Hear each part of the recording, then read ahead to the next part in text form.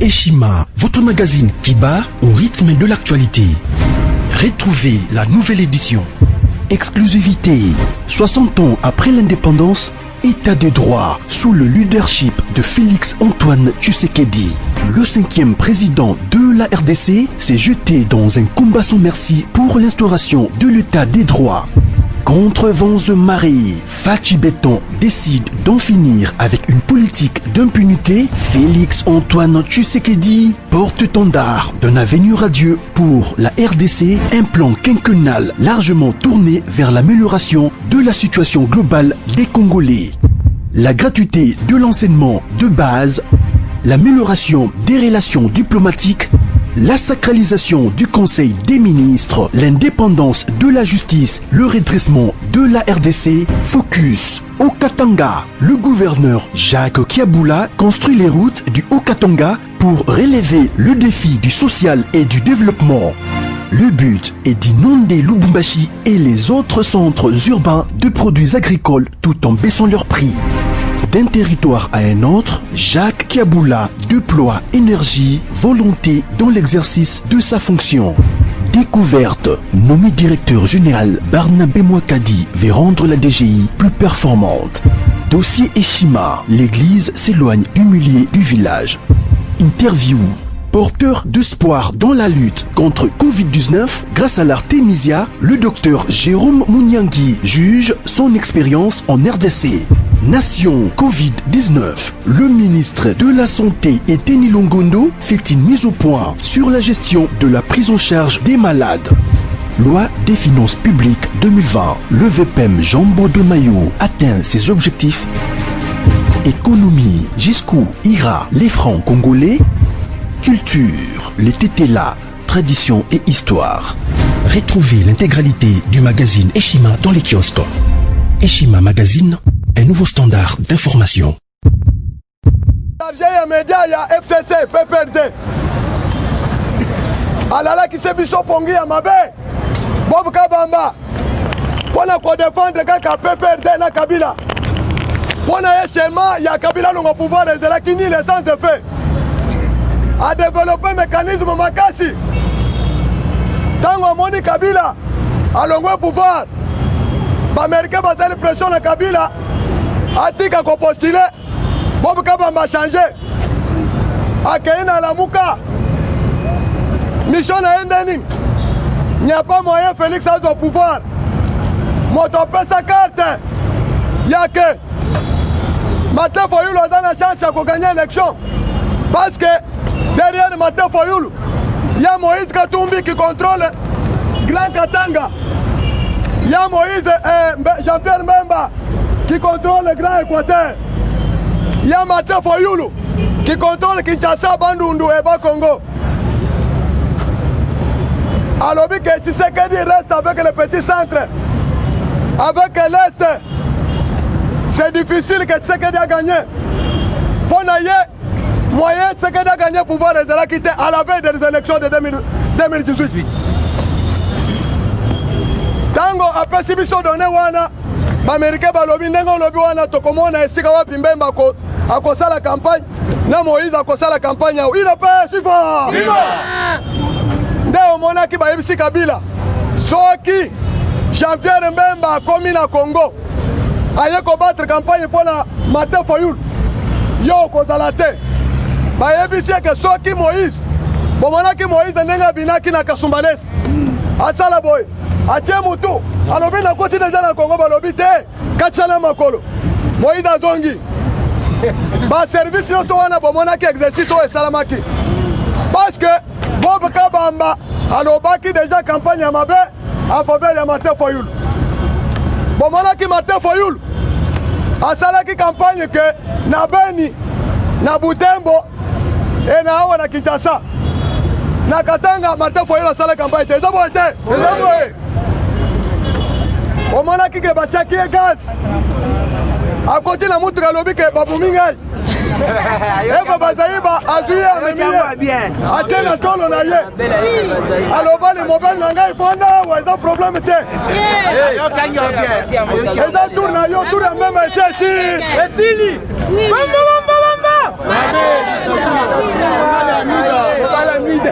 Oyoka.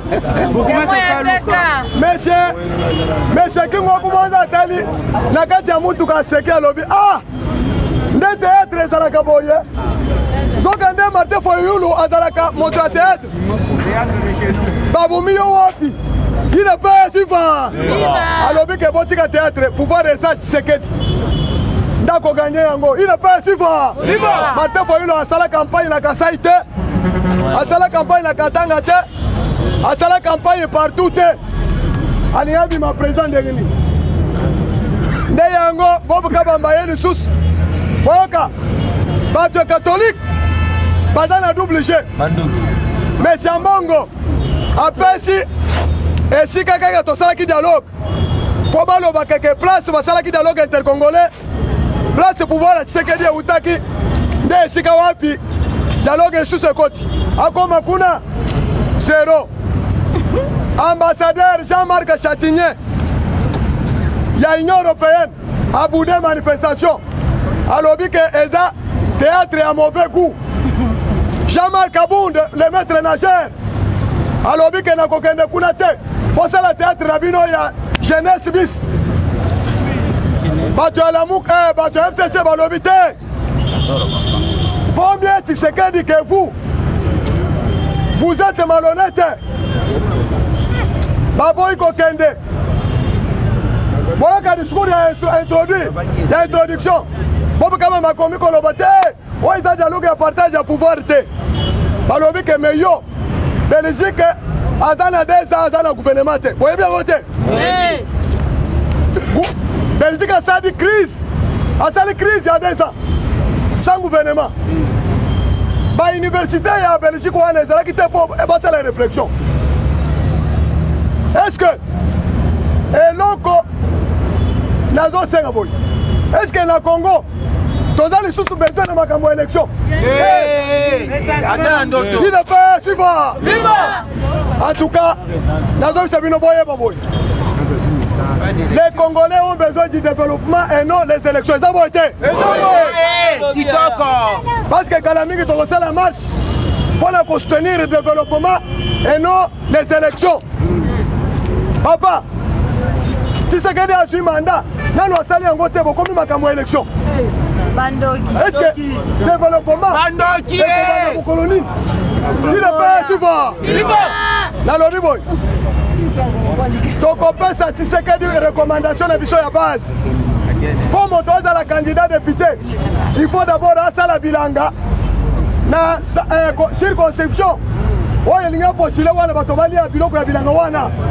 Eza bote. Bamba.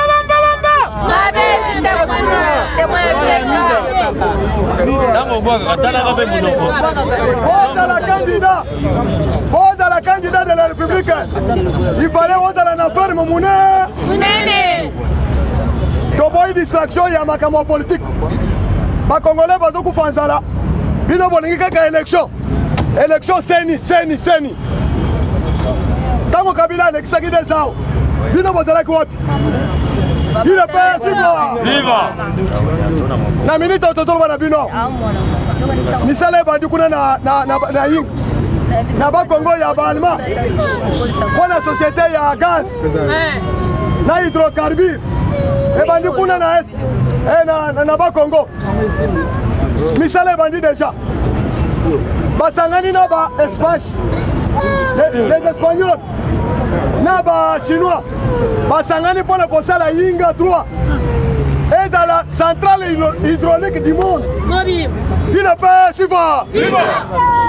Tant que tu sais que c'est tout devant le développement, bato à la mouka, bato le mélavision distraction, il y a élection.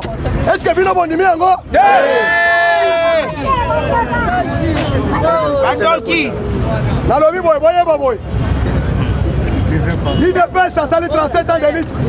Non pas pour organiser les meilleures élections, mais pour développer le Congo. Ils ont été pour faire le social du peuple congolais. Dans notre deuxième Sabino Boy, politique à distraction et à makambo élection, na minute. Tous les pays du monde sont tournés vers le développement. Pourquoi Bisto Tozo tournoyer Kakao?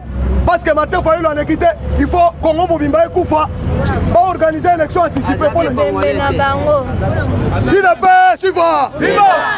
Ce qu'il est là, Martin Fayulu a préconisé une élection anticipée. C'est pour amener les gens à croire que Bato Baliki n'a pouvoir, c'est lui qui a été élu. Nandoto. D'ailleurs, on a dit que c'est bien boy. Naloba. On l'aime bien.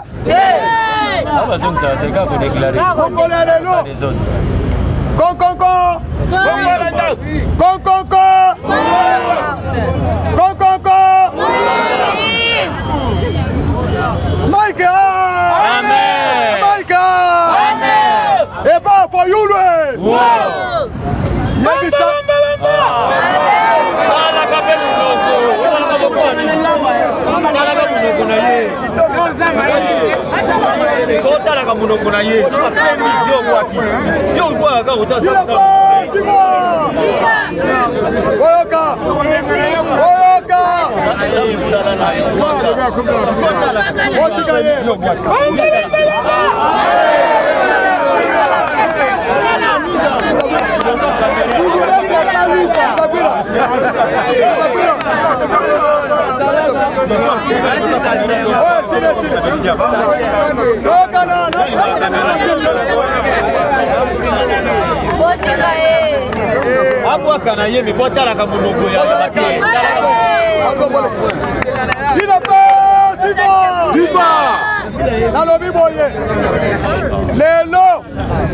Ambassadeur Mike Amer et pas Fayulu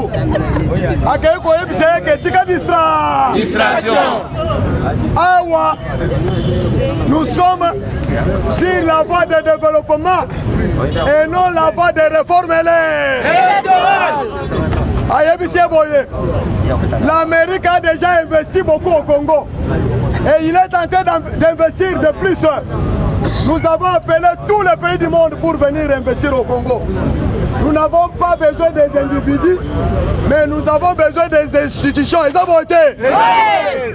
Si tu as échoué aux élections, ça ne peut pas faire l'échec de tout le monde. Ceux qui ont échoué dans l'élection, et c'est l'échec à tous les Congolais. Ce qui veut dire, ceux qui ont fait la moussala politique, ça n'a pas d'intérêt de bien-être des peuples. Azuye Akangé Nalitoy. Je pense que outil na États-Unis d'Amérique. Okuti Mabunda, Nantambe Mwambakuna, basali diplomatie en bongo ebele ba échoué. Mais il faut sortir toi qui a détourné le bien public de l'État. Kota na Mulongo, il y a 13 parlementaires. Tika distraction ya kuna. Ma caméra yebise que soki na kuti bino kuna. Na centre de Sosa, il y a pas que histoire na yo politique à bout. D'ailleurs, on a dit Sabino Boy. Lobby, les 13 parlementaires. Bazala Kina Martin Fayulu, Bazala Kina Mozit. Mozit à Lobby Boy. Makamonion sont allés Kosala. Par quelle magie nous allons appliquer Yango? 13 parlementaires ici que nous avons été reçus par les chefs de après ça qu'ils sont autorisation. Tout ça la moussala. Nous frappons à chaque porte. C'est-à-dire, Woloka, Makambo ezali weza makasi. Pour boyer ma politique weza kobina anase. Il faut dans la grande politicien. Makambo ezali boyer. Tshisekedi a sali comité ya Kitenge Yesu. Na Peter Kazadi na les autres. Bango tout. Batu ya bote na ye. Kitenge Yesu comme chef ya franc-maçon. Ayebi comment convaincre les bateaux oyo. Badaba.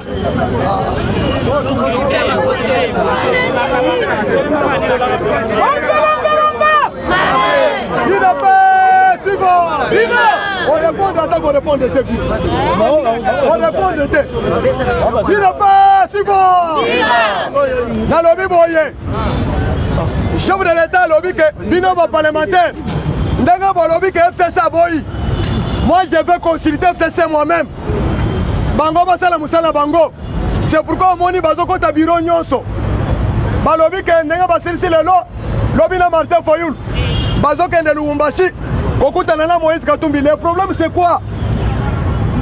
Il faut totika ba Congolais libre tokota na voie ya développement ba investisseurs baza déjà na mboka tokoki kosala lisusu distraction ya élection te soki mpona élection lelo Ibeka Ibrahim Keïta lelo na Mali alingaki alunga pouvoir te soki mpona élection Laurent Gbagbo alingaki alunga pouvoir te que de ce pays. C'est-à-dire il faut que l'Afrique change. Il ne peut suivre. Ba américain lobby ba républicain ba continuer la session na bango lobby ba investir Donald Trump comme candidat na bango na Mike Pence. Il ne peut suivre.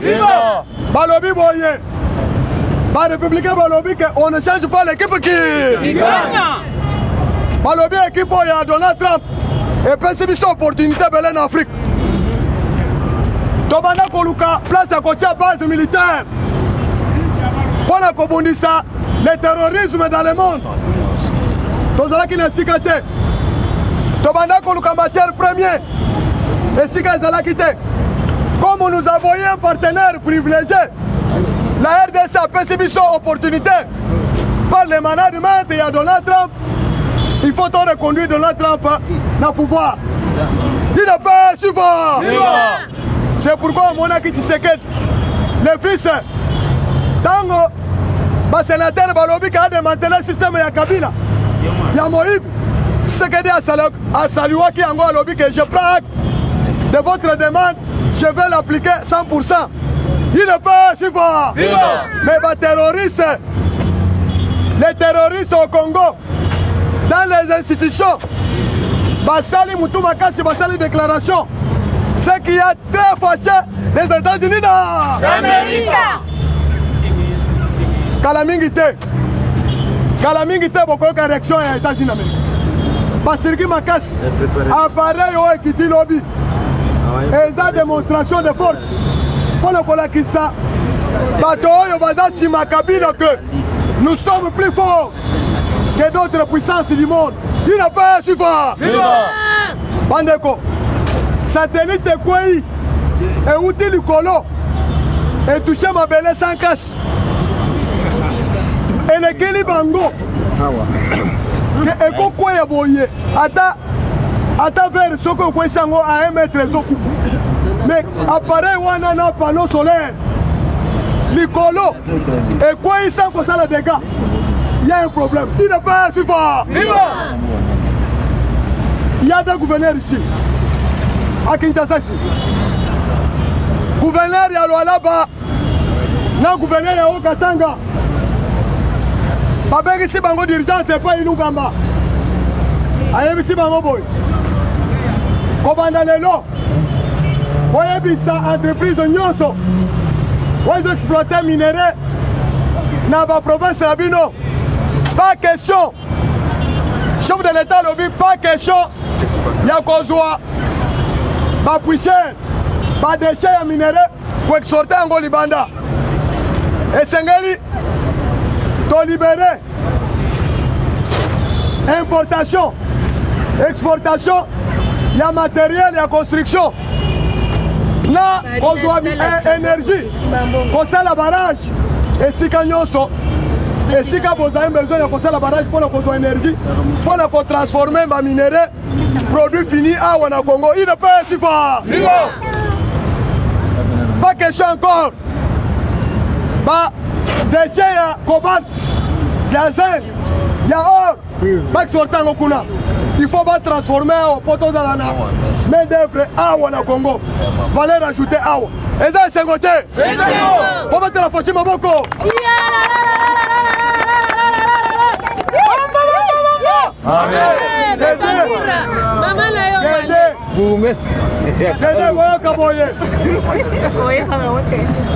Barrage à Kakobola. Barrage à Kakobola. Na Kwilu. 4 ans sans misala. Et bandit déjà misala lelo.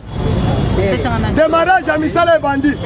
C'est-à-dire dans la province ya Kwilu Kwango bandundu ekoso lumière ekozala kuna ba exploitation ekozala kuna bato bakozwa misala ebele tango Tshisekedi aza kosala misala yo ozali kokondane boy na boy te to boy base ya UDPS boy il fallait tokota la makambo etali développement na social ya peuple congolais olie kotika la makambo ya seni te mateko yulo abosana déjà makambo ya seni réforme ya seni eza mpona lelo te ngai nazokisa bino réforme ya seni eza lelo te moto oyo peuple a choisir nde akozala compte à rendre na 2023 eza boye te bozoboya nalobi boye peuple congolais a sali élection en 2006, a sali élection en 2011.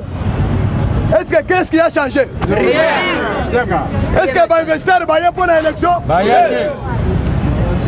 N'est-ce pas la distraction? Peuple congolais, bino base, vous allez éveiller. Par contre, ça vient dans la distraction. Ah ouais, les Camerounais, ils ont boyé.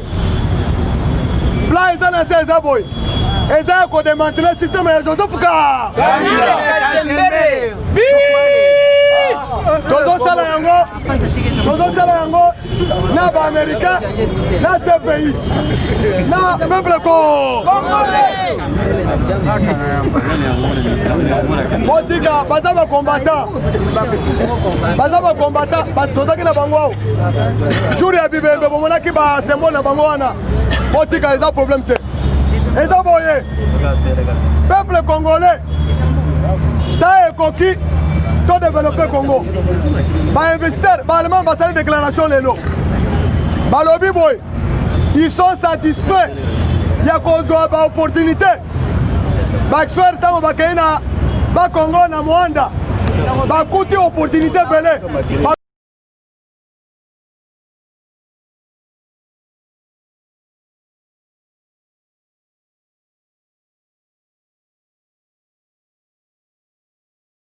Conteneur yango todo sala adi londolé Feli Mosengo Feli todo sala conteneur ba voiture to tina na Kisasa ba carton ezo kine Kinshasa et en plus la bonne chose voiture na yo ko tina na Kisasa te prends pas la tête yela bisongo charger biloko na yo te relivrer à domicile sans un bon oteki to zongo c'est parti Holanda tokuta ce qu'on a eza bilongo eza figuré na équipe de France awa biloko moya ya sika na milieu ya matinda awa eza te eza biloko toanosala yango tant des années mais à un certain moment ya koleka baoyo toleka tose rattraper ochange kaka réseau na connexion conteneur yango oyo eza en live omona plaque ya Bruxelles bayeko différent dia na 11 euti anverse facilité eza nini toremarke ke na réseau ya matinda baloma ebele baza ba difficulté massa opeye car bien abundi a charger comme là massa na car a charger 207 na yeke ndarati ozana car na voiture chaba bilokos na kati ke ndarati oye to sali ba papier to sali 30% voiture comme na Congo nga na fretant na conteneur tanga oteka nga na teki na longoli fret na nga na pourcentage yo ju le reste na yo ça dit que